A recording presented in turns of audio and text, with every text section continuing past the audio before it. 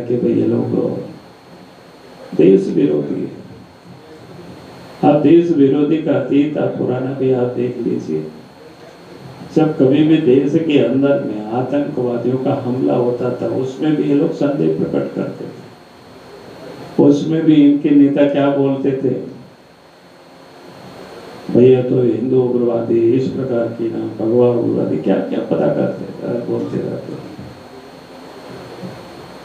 बटाला वगैरह की, मुंबई वगैरह की घटना के समय आप सब याद कर लीजिए। भाई जहां पर हमारे सरहद पर हमारे देश के सिपाही, सेना के जवान आतंकवादियों की गोली से मारे जाते हैं और उसके बाद भी इन लोगों को राजनीति करते हैं। एक प्रकार से उन आतंकवादियों को संरक्षण ही देते हैं या उन लोगों को संबोधन भी करते हैं, तो कैसे जी लगा करके उन लोगों का भी संबोधन क्या करते रहे। आपने देखा कि पिछले दिनों मोदी की सरकार के कालखंड में जब पठानकोट में हमला हुआ और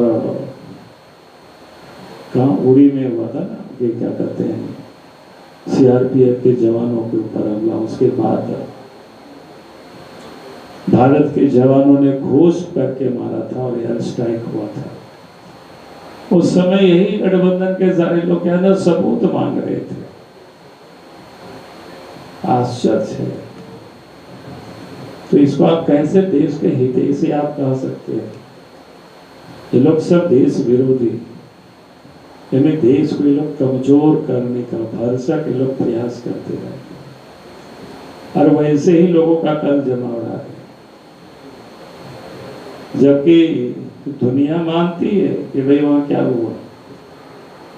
आप देखें कि इन लोगों के इनके नेता एक है इंडिया अलायंस के जो बड़े लीडर है, घूम घूम करके कभी कहते हैं मोदी जी को भाई चाइना के बारे में बोलते नहीं है, लेकिन उनके पूर्वजों को तो कोई हक भी नहीं है बोलने का। आपने देखा होगा कि इस प्रकार से 1962 में चाइना ने भारत की एक बड़ा भूखंड अपने कब्जे में ली और उस समय के देश के प्रधानमंत्री नेहरू जी ने कहा था यहाँ तो घास भी नहीं उगता है।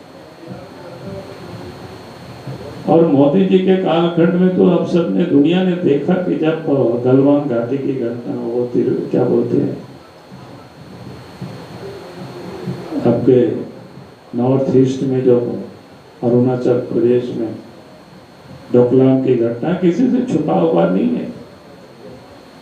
भारत की जो अपनी सेना है सरहद पर जो प्रहरी कर रही है, एक एक इंच भूमि के लिए अपनी जान की बाजी लोग लगा देते हैं। तो आज वो लोग देश को कमजोर कर रहे थे। आपने देखा होगा कि 22-23 में ये 24 के मार्च तक भारत सरकार ने जो डिफेंस सेक्टर में हम सिर्फ आयात ही करते थे, अब तो निर्यात भी दुनिया को करते। ब्रह्मास्त्र यहाँ से आप विदेश को एक्सपोर्ट भी अब होने लगा और शायद कम होगी तो नहीं होगा ध्यान में। अगर हमारे उम्र के लोगों से पूछेंगे कि 2000 के पहले झारखंड की गांव की क्या हालत थी, आने जाने का साफ सड़कें नहीं हुआ करता था, नदी नाला में पुल पुलिया नहीं हुआ करता था।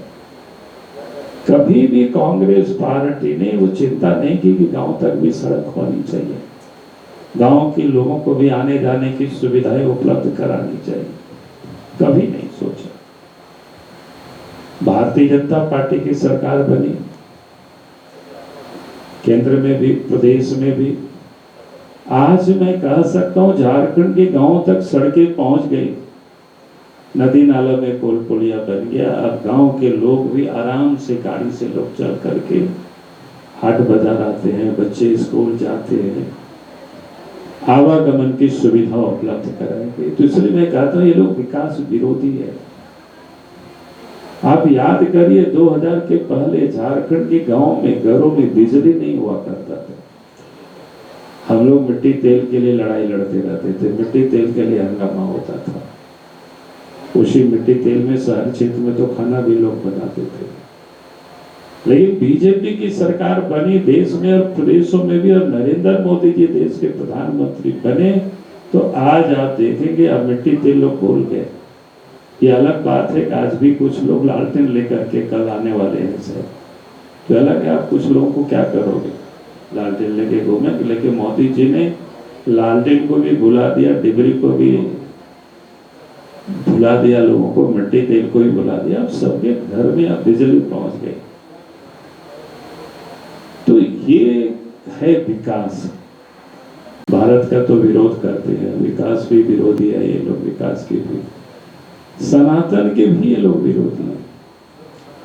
पिछले दिनों आप सब ने देखा कि सनातनियों को किस प्रकार से लोगों ने सनातन के बारे में मच्छर से, डेंगू के, मलेरिया से लोगों ने तुलना की और उसकी समूल नष्ट करने की भी बात की। और इस गठबंधन के तमाम नेता बिल्कुल चुप रहे, यानी एक प्रकार से मौनम स्वीकृति लक्षण क्या बोलते हैं संस्कृत में शब्द है। तो ये जो इन लोगों की चरित्र है, और देश की जो कांग्रेस पार्टी एनडीए अलायंस के बड़े लीडर है, वो तो मंदिरों को क्या करते हैं, यानी मंदिर में लोग आते हैं तो लड़कियों को छेड़ने के लिए लोग आते हैं, ऐसा उसका बयान आप सब लोगों ने देखा होगा, सुना होगा। क्या मानसिकता है उनकी, ये हम सब लोग देखें, लेकिन दूसरों के बारे में वो नहीं बोल सकते। और कहीं कहीं लोग जाते हैं, और भी धार्मिक स्थलों में बाकी लोग भी जाते हैं, लेकिन उसके लिए नहीं वो बोलते। उन्होंने मंदिरों को किस प्रकार से उसकी तुलना करते हैं, राम के बारे में अपमानजनक शब्दों का भी प्रयोग करते हैं।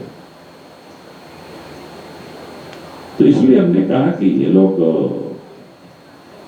उन लोगों का जमघट है, कल आ रहे हैं वो नेता लोग कि भाई एक तो सनातन विरोधी है, विकास विरोधी है, देश विरोधी है, झारखंड विरोधी है। ऐसे विरोधियों का कल जमघट है। तो मुझे लगा कि झारखंड की जनता के सामने आप सब लोगों के माध्यम से मैसेज को जरूर पहुंचा देना कि भाई कौन कौन लोग आ रहे हैं।